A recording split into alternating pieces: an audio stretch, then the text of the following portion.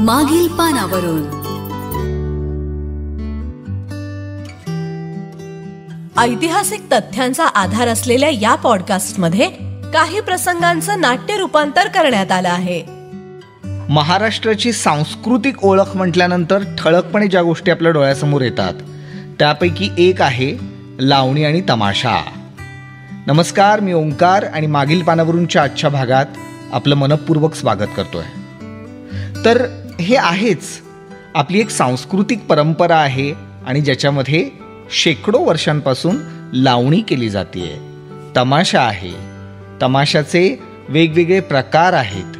मध्ये संदेश भंडारे यांचं एक तमाशाविषयक एक्झिबिशन बघितलं आणि त्यात तर मला कितीतरी गोष्टी कळल्या. तमाशा महाराष्ट्रातल्या वेगवेगळ्या प्रांतात कसा वेगवेगळा आहे आणि त्याचं काय वैशिष्ट्य आहे हेही लक्षात आलं.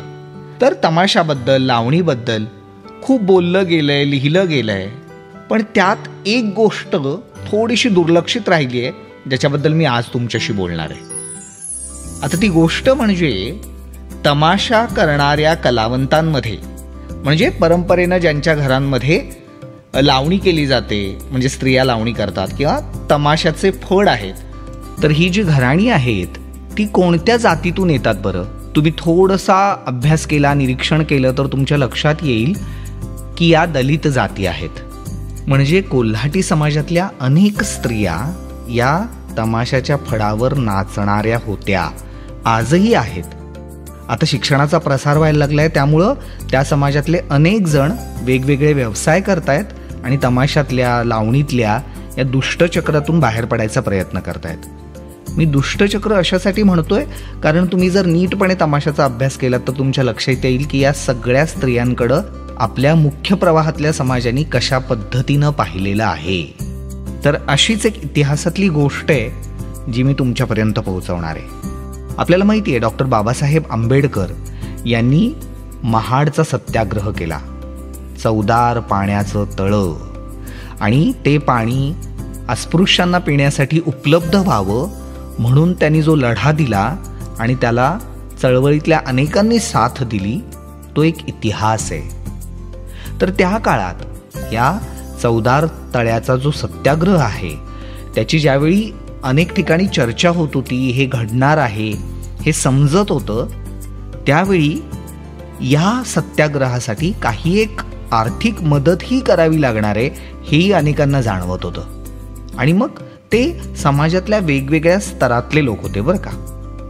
आणि त्यांनी आपापल्या परीनं डॉक्टर बाबासाहेब आंबेडकरांना मदत करण्याचा प्रयत्न केला. आता त्यापैकी एक होते शाहीर पठ्ठे बापूराव, श्रीधर कृष्ण कुलकर्णी. तर त्यांनाही वाटत होतं की आपणही या सत्याग्रहामध्ये बाबासाहेबांना मदत केली पाहिजे, आपल्या परीनं काहीतरी केलं पाहिजे.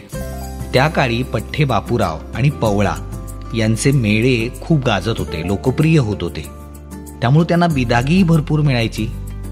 अंगा खांद्यावर सोनं नुसता चमचमत असायचं.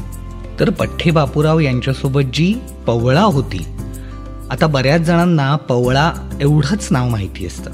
त्यांचं आडनाव भालेराव होतं आणि पवळा ही एका दलित कुटुंबातनं येत होती. तर हे बाबासाहेबांना बऱ्यापैकी माहिती होतं की या तमाशामध्ये, लावणी करणाऱ्यांमध्ये, लोकनाट्य असं आत्ता आपण ज्याला म्हणतो, त्या सगळ्या परंपरेमध्ये खूप साऱ्या दलित समाजातल्या स्त्रिया पिचतायत, त्यांचं बऱ्याच प्रमाणात शोषण होतंय. त्यामुळं ज्यावेळी पठ्ठे बापूराव यांनी बाबासाहेबांना महाडच्या सत्याग्रहासाठी मदत करण्याची योजना बोलून दाखवली, त्यावेळी बाबासाहेबांनी त्याला स्पष्टपणे नकार दिला.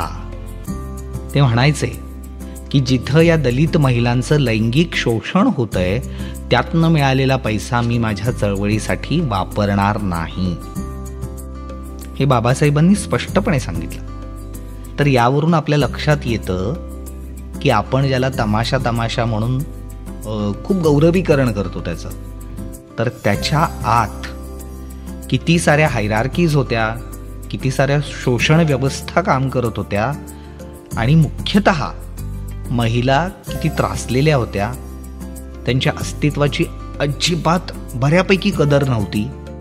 आता काही जणी त्यातनं बाहेर पडून खमकेपणाने आयुष्याला सामोरे जात होत्या, पण हे काही जणींच्या बाबतीतच घडत होतं.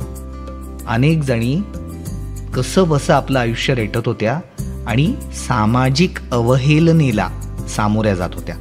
प्रतिष्ठेचं जीवन नव्हतं, आजही मिळत नाही.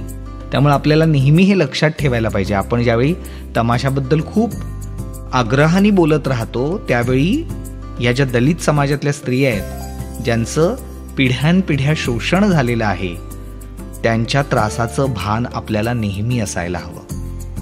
भेटूया मागील पानावरूनच्या पुढच्या भागात. तोपर्यंत नमस्कार.